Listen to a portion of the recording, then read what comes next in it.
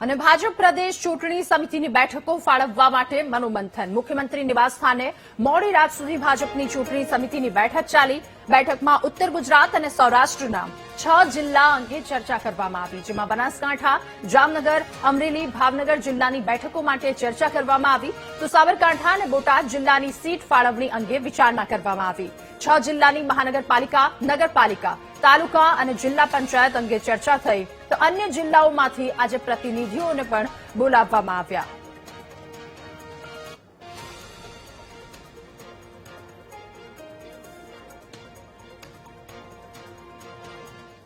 અને સ્થાનિક સ્વરાજ્યની ચૂંટણીને લઈને ભાજપમાં બેઠકોનો દોર શરૂ છે પ્રદેશ ભાજપ ચૂંટણી સમિતિની બેઠક કે જેનો આજે બીજો દિવસ મુખ્યમંત્રી નિવાસસ્થાને ભાજપ પ્રદેશ ચૂંટણી સમિતિની બેઠક ઉમેદવારોના નામની ચર્ચા માટે મેરેથોન બેઠક ચાલી રહી છે ઉમેદવારોની પસંદગી મુદ્દે બેઠકમાં મંથન કરવામાં આવી રહ્યું છે જો કે આજે અન્ય જિલ્લાઓના પ્રતિનિધિઓને બોલાવવામાં આવી રહ્યા છે ગઈકાલે પણ આ બેઠક જો કે આજે પણ બેઠકનું આયોજન છે સ્થાનિક સ્વરાજ્યની ચૂંટણીને લઈને ચર્ચા વિચારણા બેઠકોનો દોર શરૂ છે ઉમેદવારોના નામને લઈને પણ ચર્ચા વિચારણા કરવામાં આવી રહી છે ત્યારે પ્રદેશ ભાજપ ચૂંટણી સમિતિની બેઠકનો આજે બીજો અને મહત્વનો દિવસ મુખ્યમંત્રી નિવાસસ્થાને ભાજપ પ્રદેશ ચૂંટણી સમિતિની બેઠક જેમાં ઉમેદવારોના નામની ચર્ચા માટે આ મેરેથોન બેઠક પ્રતિનિધિઓની હાજરીમાં થઈ રહી છે વધુ માહિતી મેળવીશું સંવાદદાતા મેહુલ આપણી સાથે આ મુદ્દે જોડાયા છે મેહુલ મુખ્યમંત્રી નિવાસસ્થાને ભાજપ પ્રદેશ ચૂંટણી સમિતિની બેઠક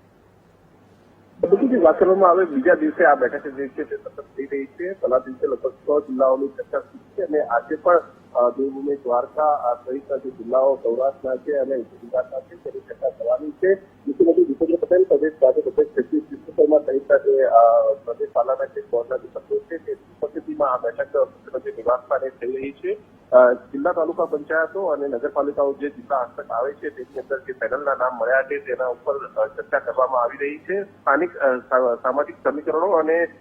જે પણ પક્ષની અંદરથી જે નામો આવ્યા છે તેના ઉપર ચર્ચા થઈ તેના ઉપર આખરી મહોર મારવામાં આવશે ખાસ જે ચર્ચા થઈ રહી છે તેની અંદર આખરી નામો પર જે જાહેરાત જે છે તે કેન્દ્રીય નેતૃત્વ સાથે સંકલન કર્યા બાદ કરવામાં આવશે મેહુલ આભાર આપનો વિગતો સાથે જોડાવા બદલ